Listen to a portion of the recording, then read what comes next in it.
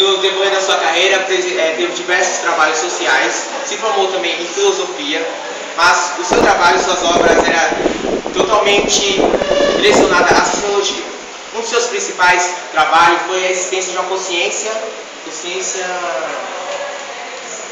coletiva, onde o homem era visto como um animal e só se tornou o homem porque se tornou sociável e hábito a aprender diversas coisas em sua sociedade coletiva. Para que o homem se tornasse sociável, ele devia acatar três características: genialidade, exterioridade e conectividade. O mérito de Durkheim aumenta mais ainda quando ele publica o seu livro A Regra e Método Sociológico, onde define uma metodologia de estudo que, embora seja em boa parte extraída das ciências naturais, dá seriedade à nova ciência.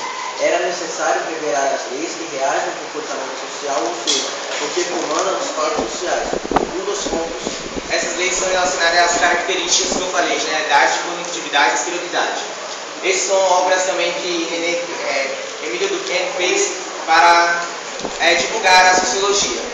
Um dos focos de Durkheim era como a sociedade poderia manter a sua integridade e coerência na era moderna, quando coisas como a religião e a ética não poderiam e estavam tão dispersas e misturadas. A partir disso, ele procurou criar uma aproximação científica para os fenômenos sociais, descobriu a existência e a qualidade de diferentes partes da sociedade, divididas pelas funções que exercem métodos ou meios balanceados.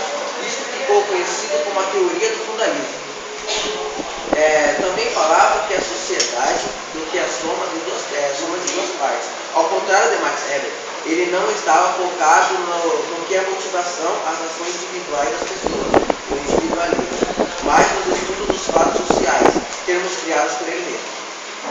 Emílio Durkheim, ele foi um sociólogo, que ele, em vez de Max Weber, que só captava a parte do individualismo, que era o fascínio de cada pessoa, ele já pegava isso em modo geral, na sociedade, em grupo, pessoas, entendeu? Grupos de pessoas.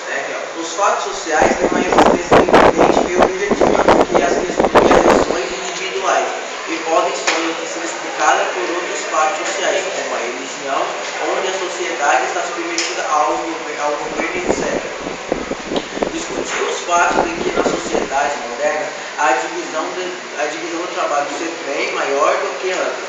Várias classes funcionárias foram criadas nas fábricas, onde uma linha de produção do trabalho não precisa saber tudo do processo de fabricação do produto, apenas a parte que lhe foi conferida.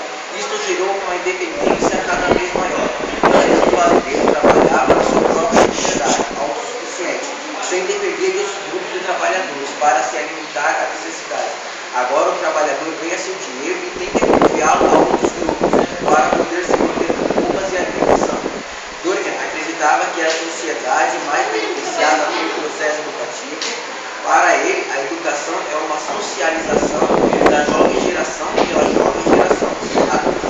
E quanto mais eficiente for o processo, melhor será o desenvolvimento da comunidade em que as escolas estejam inseridas. Então, para Max Weber, uma boa educação hoje seria o futuro de amanhã. Ou quer dizer, o nosso país poderia estar se desenvolvendo cada vez mais à base da educação que começa do jovem para o adulto. Deixa eu perguntar um negócio. Tá falando de Max Weber? Não, Max Weber não.